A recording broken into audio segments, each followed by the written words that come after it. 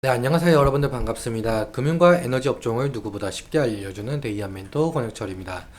오늘 우리금융지주라는 기업 리뷰해보도록 할 텐데요. 거의 한 2달 만에 리뷰해보는 것 같아요. 아무튼 우리금융지주는 여러분들도 아시다시피 금융지주사로 여러 종속회사를 좀 거느리고 있는 회사이죠. 현재 대체로 은행, 증권, 보험, 즉 금융주들이 실적 발표를 앞두고 기업 밸류업의 모멘텀감 있게 상승 중에 있는데요. 일단 기업 밸류업 세부 내용 함께 알아보면서 얘기 나눠보려고 합니다. 같이 한번 확인해 보면서 천천히 얘기 나눠보도록 할 텐데요. 먼저 시작하기 전에 저희 데이업 채널에 오시면은 모든 종목들을 커버해드리고 있으니까 찾아와 주시면 정말 감사하겠고, 제 영상도 끝까지 지켜봐 주시면서 댓글로 궁금하신 것들 남겨주시면은 다음 영상에서 말씀을 드리도록 하겠습니다. 그러면 우리 금융지주 바로 보도록 할게요. 일단 우리 금융지주 같은 경우 금융지사로 여러 종속회사를 좀 거느리고 있죠. 뭐 은행, 신용카드, 여신전문업, 종합금융업 등등 가지고 있는 금융사이고, 대부분 금융사들과 마찬가지로 현재 저평가를 받고 있는 기업이기도 하죠. 일단 여러분들도 아시다시피 올해 1월 말쯤부터 해서 이 기업 밸류업 프로그램이 이슈가 있었잖아요.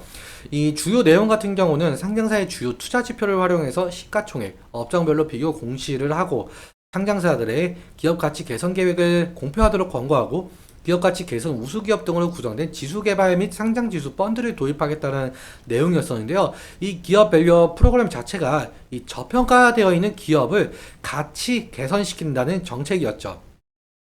이 세부 내용 같은 경우 2월에 발표가 되었었는데, 사실 이 세부 내용이 발표되고 나서 실망이 좀 큰 부분이 있었습니다.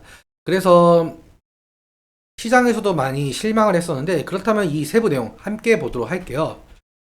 이 구체적 방안이 2월 26일 1차 세미나를 열면서 발표를 했었는데, 이 금융위에서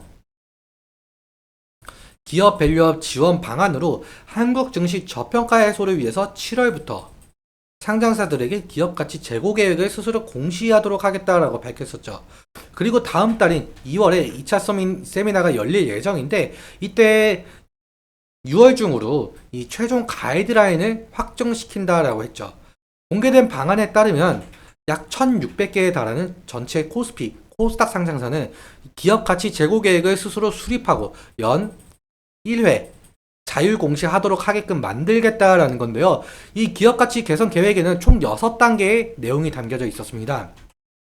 먼저 현황 진단, 그리고 목표 설정, 계획 수립, 이행, 평가, 그리고 마지막으로 소통. 이렇게 6단계에 걸친 내용이 담겨져 있었는데요. 그리고 또 매년 우수기업에게 표창까지 준다라고 한답니다.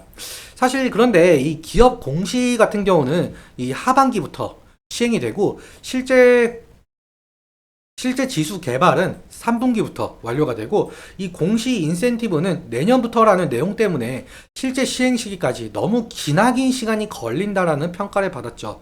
그래서 기업 밸류업이 기대에 좀 미치지 못한다는 말이 나오면서 기업 밸류업으로 상승했었던 저평가 종목들이 실망 매물을 상당히 뱉어냈었습니다. 그런데 이 최상무 기재부 장관께서 미국 워싱턴 기자 간담회에서 이 기업 밸류업은 변함없이 추진할 거다라고 밝혔었죠. 그래서 현재 저평가 종목들이 상당한 상승의 모습을 좀 보여주고 있는데, 그런데 어제 오후에 이 기업 밸류업 자율 공시를 이 하반기에서 5월로 앞당긴다라고 하면서 모멘텀이 좀 더 강해졌죠.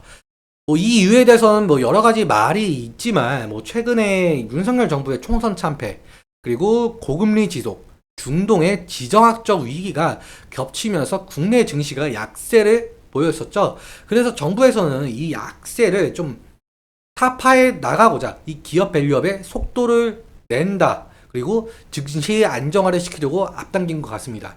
그런데 사실 이 기업 밸류업 정책이 정부 입장으로만 할 수가 없거든요. 사실 야당인 민주당의 선택이 가장 중요합니다.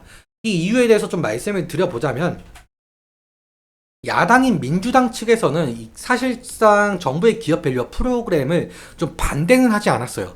그런데 이 민주당 측에서는 이 소액주주 권익 보호를 좀 더 내세운 정책을 펼쳤었죠.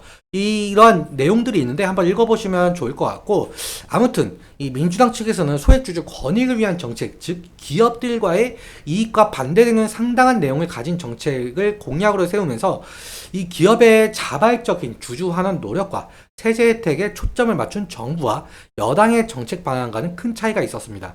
그래서 앞서 말씀드린 대로 4월 총선에서 여당인 국힘이 참패를 하고 야당인 민주당이 승리하면서 더욱더 현 정부의 기업 밸류업 정책에 좀 제동이 걸릴 것이다라는 평가가 나왔었습니다.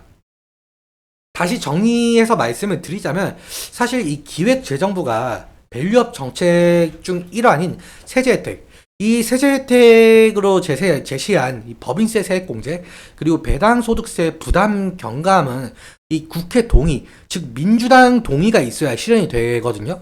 그런데 이런 세법을 다수당을 차지한 민주당이 부자 감세로 규정하면서 국회 법안에 반대할 경우에는 세법 개정이 어려워집니다. 그렇다면 기업 밸류 프로그램이 무산이 될 가능성도 높겠죠. 그런데 일단 민주당도 사실상 개인 투자자 여론에 반응을 할 수밖에 없는 입장이긴 하죠. 그래서 사실상 민주당과 정부의 정책적 합의가 이루어질지, 그리고 실제로 기업 밸류업 정책으로 실현이 될지는 아직 미지수인 듯 싶습니다. 그래서 이 부분을 좀 지속적으로 체크하면서 대응을 해야 하는 이슈로 보이고 있고요. 그러면 차트 보면서 마저 설명 마무리 짓도록 하겠습니다. 일단 우리금융지주 같은 경우 아무래도 금융사다 보니까 금융 테마 형성과 호실적 기대감을 모멘텀을 가지면서 주가 변동성을 좀 나타냈었죠. 최근 2월 달부터는 기업 밸류업 정책 이슈로 상당한 상승의 모습을 좀 이끌어냈었는데, 앞서 말씀드렸다시피 2월 26일부로 해서 좀 기업 밸류업 정책 세부 내용이 좀 기대에 미치지 못하다라는 평가를 받으면서 실망 매물이 좀 쏟아졌죠. 그런데 다시금 이 기업 밸류업을 추진할 거다라면서 상승 중에 있는데, 아무튼 지지라인 같은 경우 제가 미리 선을 좀 그어놨습니다.